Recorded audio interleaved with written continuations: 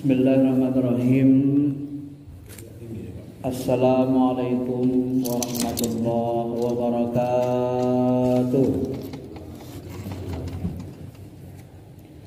Alhamdulillahirabbil alamin wal 'aqibatu lil muttaqin wala 'udwana illa 'alal zalimin. Allahumma shalli ala sayyidina habibina syafi'ina wa maulana Muhammadin wa ala alihi wa sahbihi ajma'in, amma ba'd.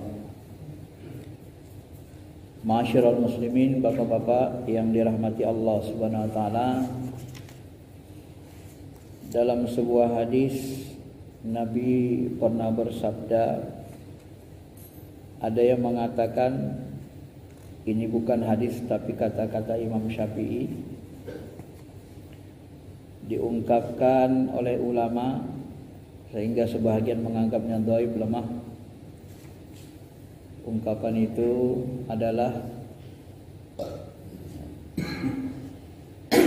tafakkaru sa'atan, berpikir satu saat, khairun min ibadati sanah, wal akhar khairun min ibadati alfisana, wal akhar khairun min ibadati samanina sana.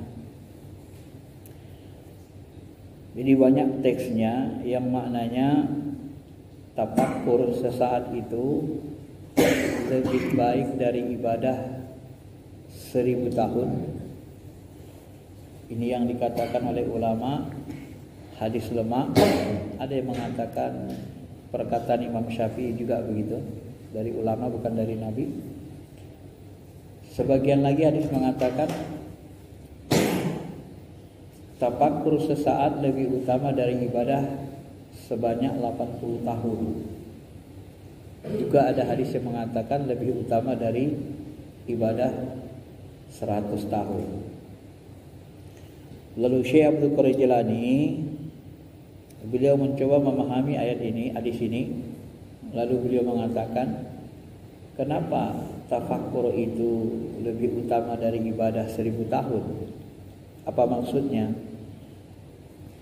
Beliau menjelaskan, tafakkur yang lebih utama dari 1000 tahun itu adalah tafakkur atau belajar tentang mengenal Allah, tentang ma'rifat.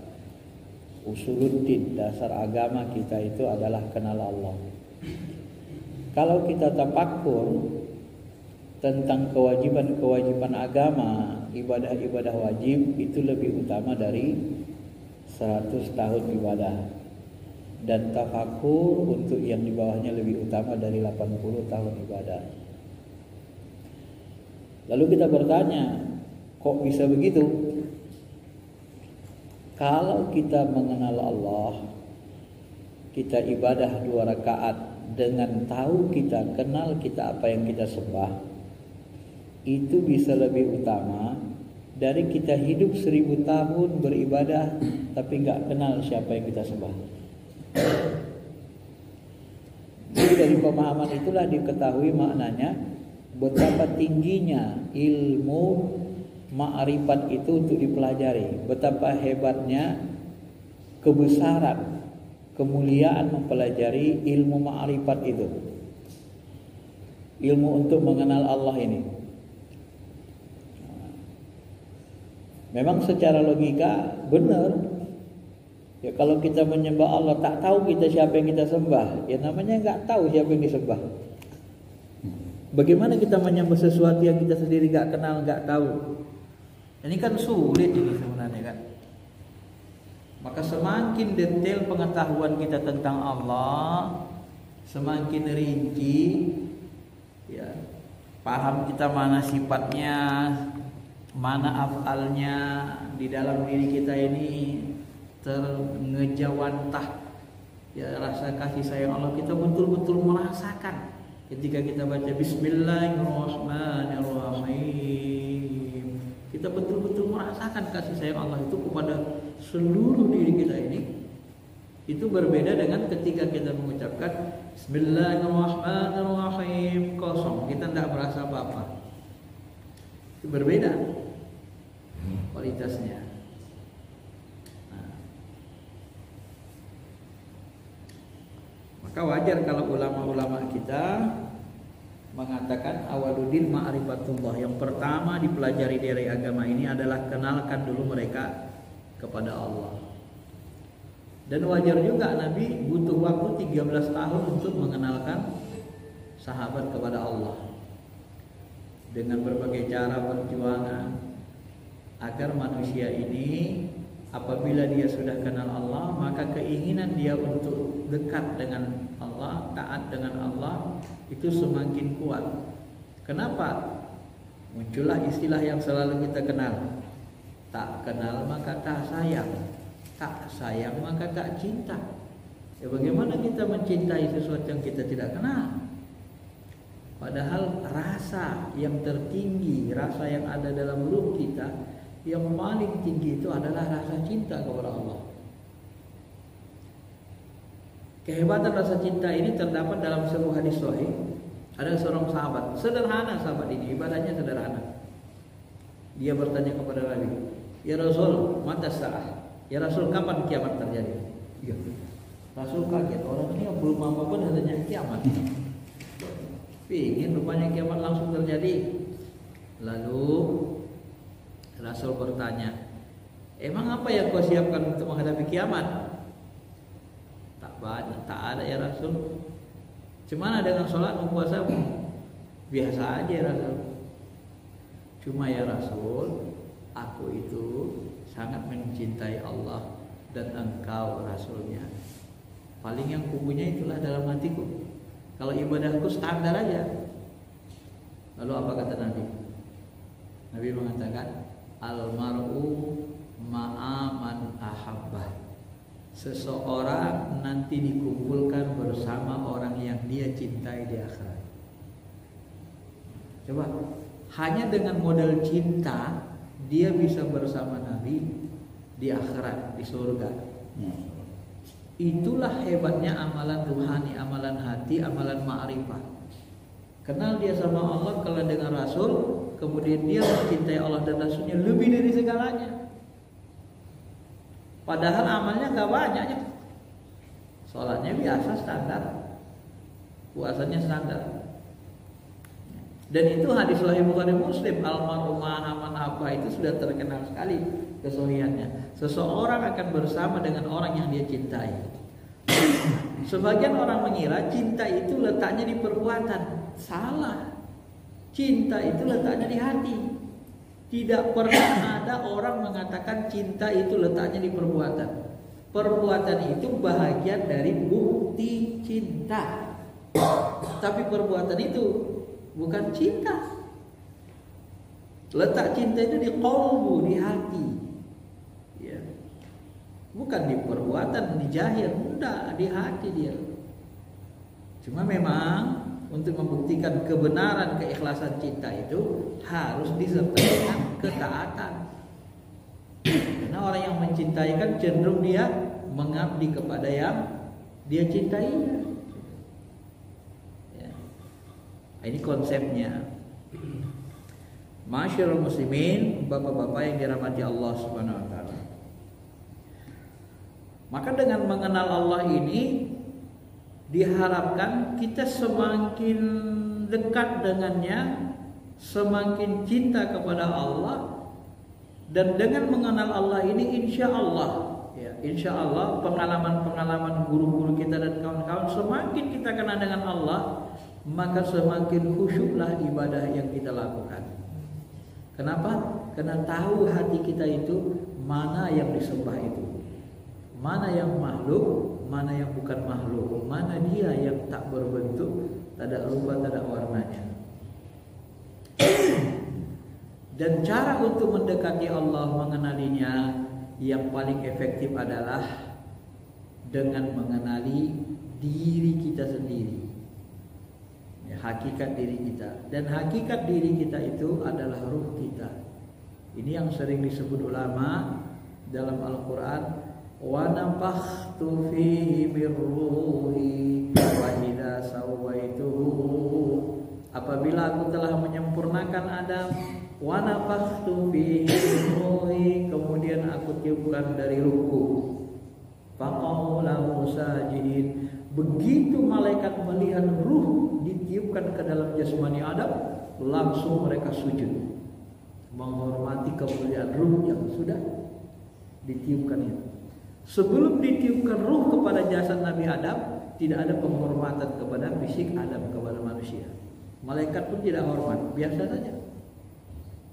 Tapi begitu setelah ditiupkan ruh, maka malaikat pun langsung faqa'u lahu sajidin. Mereka menyaksikan ruh itu yang sangat dekat dengan Allah masuk ke dalam jasmani itu, dihubungkan, lalu mereka pun bersujud melihat kemuliaan Allah. Ya. Jadi yang membuat kita paling mulia itu ya ruh itu. Maka Syekh Abdul Qadir Al-Jilani mengatakan, ketika ruh pertama kali diciptakan dari Nur Muhammad diciptakan dari nur wajah Allah, dan Nur Muhammad tercipta dari nur wajah Allah, dan nur ruh kita tercipta dari Nur Muhammad, maka Nabi Muhammad disebut dengan Bapak Ruh, Bapak Ruhani. Nabi Adam disebut dengan Bapak Jasmani. Ya. Maka ruh itu terang sekali, lebih terang dari matahari. Saking terangnya, bercahayanya dia. Ketika dia sangat bercahaya, terang sekali. Bagaimana supaya dia bisa dimasukkan ke dalam jasmani? Kalau tidak diletakkan penghalangnya, peredup cahayanya, maka jasmani akan hancur, jasad Adam akan hancur. Maka Syekh Abdul Qadir mengatakan, diberikanlah ruh itu dengan pakaian jabarut namanya, pakaian cahaya, untuk meredupkan cahaya yang terang, dikasih pakaian jabarut. Nah, cahaya yang begitu terang itu, yang paling dalam itu langsung terhubung ke Allah, ke alam lahul, dimensinya. Begitu dikasih pakaian ruh kedua, itu terhubung ke alam jabarut, alam keagungan Allah, tempat rahasia-rahasia, termasuk aras, surga Firdaus. Itu pun masih terlalu terang. Maka dilapis lagi dengan lapisan cahaya, namanya ruh sayrani rawani, ruh rohani. Baru dia semakin redup. Dan ruh sayrani rawani ini terhubung ke alam malakut. Ini tempat surga Jannatun Naim, yang lebih rendah surganya, dimensinya, dimensi alamnya. Baru dilapis lagi dengan alam mulki, alam jasmani, alam yang lebih jahil, lebih dekat, alam rendah namanya. Nah, maka yang dimaksud dengan summa radadnahu asfala safilin, ya, manusia itu diciptakan dari ahsanit taqwim, sebaik-baik bentuk. Sebaik-baik bentuk itulah rohani tadi. Kemudian dia di summa radadnahu asfala safilin, kemudian dia diturunkan ke alam bawah, ke alam rendah. Apa alam bawah, alam rendah? Alam bawah, alam rendah itu adalah alam dunia, alam mulki. Maka diturunkanlah dia, bisalah masuk ke dalam jasmani, terhubung dia. Nah, itulah yang dimaksud dengan diturunkannya manusia dari alam tinggi ke alam rendah. Jadi alam ini Bapak Ibu, alam ini, tinggi rendahnya alam ini tidak berarti bahwa alam yang tinggi itu di atas, alam yang paling rendah itu di bawah. Sebenarnya tidak begitu. Itu hanya pemahaman sederhana bagi orang-orang yang supaya mudah mencerna, ya, orang kebanyakan. Alam tinggi rendah itu adalah dilihat dari dimensinya. Dimensi mulki, malakut, jabarut, lahut. Nah, coba bapak-bapak lihat gambar yang 3 dimensi.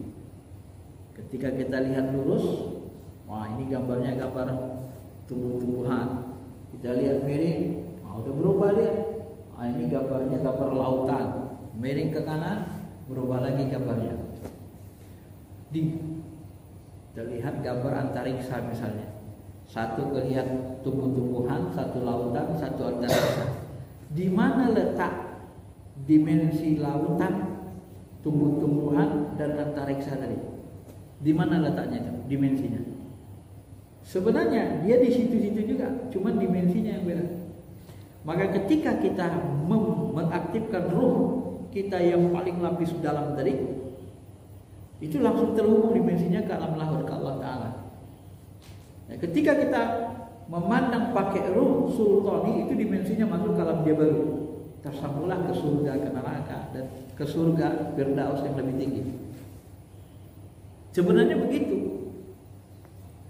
Jadi alam itu bukan tinggi di atas, rendah di bawah. Sebenarnya tidak begitu. Alam itu tinggi rendahnya itu dilihat dari dimensinya.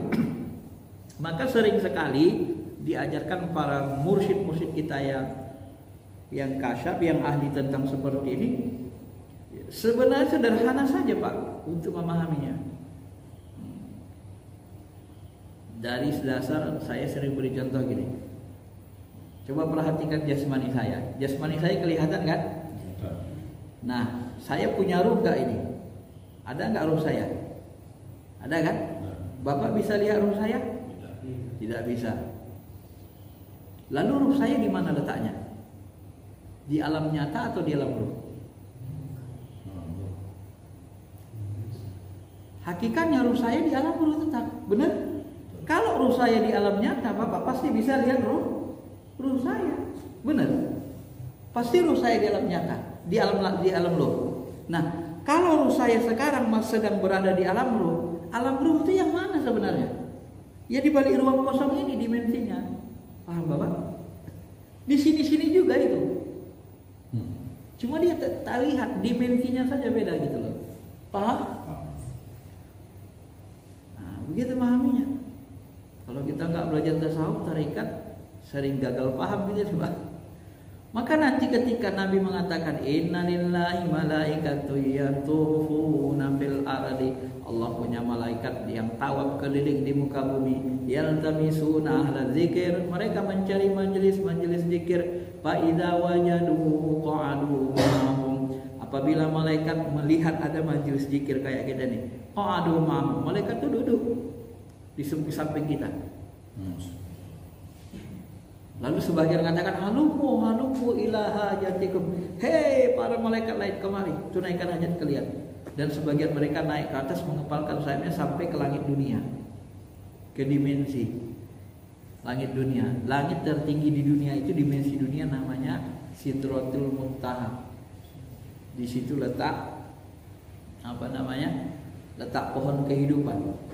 Yang kata ulama, kalau jatuh daunnya itu nama kita, itu 40 hari lagi kita akan meninggal. Ya.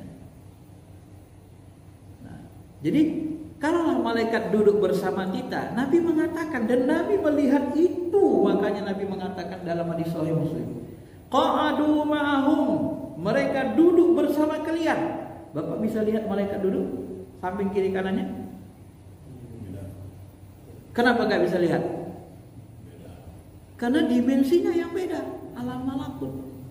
Loh, di mana alam malakut itu? Di mana malaikat? Di balik ruang kosong ini. Paham Bapak? Jangan jadi Bapak jangan berpikir di langit sana ujungnya. Tidak begitu. Memahami alam itu tidak begitu orang awam. Makanya kalau akidah yang sangat awam itu, aina Allah, di mana Allah? Langit. Makanya tunduk di atas sana udah. Selesai. Jadi kalau Allah di langit, Allah nggak ada di bumi dong. Gimana Tuhan nggak ada di bumi?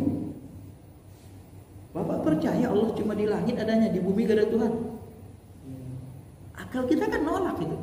Wah, berarti dia bertempat di langit. Enggak, langit itu lambang ketinggian. Di langit itu maksudnya di dimensi yang sangat tinggi gitu. Dimensi apa? Dimensi laut yang meliputi seluruh alam. Dimensi laut mana? Ya dari sini sampai ke ujung dunia sana, ujung sana.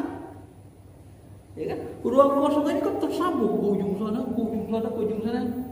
Tak tahu kita tahu mana ujungnya. Cuma berdimensi dia. Nah, dimensi. Maka ketika kita meninggal, apa kita sebut? Inna lillahi wa inna ilaihi raji'un. Ada orang meninggal. Sesungguhnya kita berasal dari Allah, kembali kepada Allah. Nah, ketika kita meninggal, ada orang meninggal, ruhnya keluar. Kemana perginya ruhnya? keluar. Kemana perginya? Ke balik ruang kosong ini. Iya kan? Sama kayak bapak ngerokok, berembus asapnya kemana perginya? Ke ruang kosong ini. Ruhnya mana? Ke balik ruang kosong ini. Dimensi alam ruh, termasuk alam barzah, di balik ruang kosong ini dia, Pak. Nah, makanya kalau seandainya ada, memang hadis mengatakan seandainya jin itu ditunjukkan Allah fisiknya, dinyatakan, malaikat dinyatakan Allah fisiknya di alam dunia, alam nyata ini, dinyatakan di alam nyata ini, malaikat, jin, begitu kita jalan nabrak jin, nabrak malaikat, penuh bumi ini Pak isinya. Kalau disatukan dimensi alamnya, gak ada ruang lagi. Nah, yang membuat kita tidak merasa nabrak ya karena dimensinya tadi beda, seperti tadi. Itu sebenarnya ya, bagi orang yang mendalami dia akan berpahaman seperti itu. Tapi bagi orang yang tidak mendalami, dia ngira alam itu alam atas dengan alam bawah begitu. Itu perumpamaan saja supaya orang awam kadang tidak susah menjelaskan sama dia. Karena segitulah kemampuan pemahaman akal dia. Ya.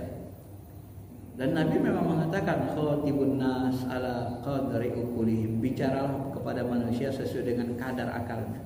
Maka ketika Nabi Muhammad menanya seorang budak ini dianggap orang awam lah ya, sahabiah, Nabi awam. Aina Allah, mengetes dia, ini orang beriman gak budak ini. Aina Allah, di mana Allah? Fis sama, di langit. Dan Nabi diam. Ya segitulah kemampuan akal dia. Tak mungkin dijelaskan Nabi seperti yang saya jelaskan ini jelimet. Nah, tak mungkin. Fis sama, di langit, di ketinggian. Kalau orang ma'rifat mengatakan langit itu ya lambang ketinggian. Dan langit itu dimaksud adalah di alam yang tinggi. Tinggi itu bukan berarti tinggi tempatnya, tetapi dimensinya gitu. Alam ketinggian dimensi. Ya. Bukan tinggi rendah dalam seperti tangga. Gitu Pak ya. Bapak-bapak yang dirahmati Allah Subhanahu wa taala. Maka ketika kita menyebut inna lillah, kita berasal dari Allah, wa inna ilaihi rajiun, kita kembali kepada Allah. Ruh kita itu kan kembali ke ruang kosong ya. Alam ruh, alam barzah. Di mana alam barzah? Di sini, di balik ruang kosong ini. Tapi katanya kembali ke Allah, ke sisi Allah. Mana Allah itu? Ya Allah itu di sini meliputi langit dan bumi. Dia nggak ada bentuknya coba. Tapi bisa dirasakan pakai ruh kita itu, ngerasain dia. Ada dia, la ilaha illallah, la ilaha illallah. Terasa betul itu. La ilaha illallah, la ilaha illallah. Jadi ruh itu, di ruh itu ada ditempelkan rasa. Rasa itu kata ulama, ya ulama tasawuf menyebut rasa itu seperti kendaraan. Tujuan saya mana? Ke rumah, Blok C. Saya naik kendaraan apa sampai ke sana? Naik mobil atau naik kereta. Jadi rasa itu, kereta itu, mobil itu. Naik itulah kita sampai ke tujuan. Kendaraan rasa itulah yang menyampaikan, menghubungkan kita ke Allah. La ilaha illallah, la ilaha illallah. Ditembus itu rasa itu. Semakin halus, nembus ke alam ruh yang paling halus tadi. Ruh Rabbani yang paling dalam tadi, itulah yang langsung ke alam lahut, menyaksikannya, nur zatnya, nur wajahnya. Karena ruh kita tadi ada lapisan 4, rasa kita pun berlapis 4 jadinya, ya kan? Karena ruh tadi berlapis 4 pakaiannya, rasa pun lapis 4. Karena setiap ada ruh, di situ ada ruh, di situ ada rasa. Maka kan Bapak nanti merasakan perbedaannya. Minum teh manis, rasanya apa? Rasanya di mana rasa manis itu? Di ujung lidah. Nah, ini masjid kita nih, panas apa dingin? Hangat kan? Kita nggak pakai AC. Di mana rasa hangat itu? Di kulit jasmani ini. Kita merasa seperti di kulit kan. Manis tadi seperti di lidah kan.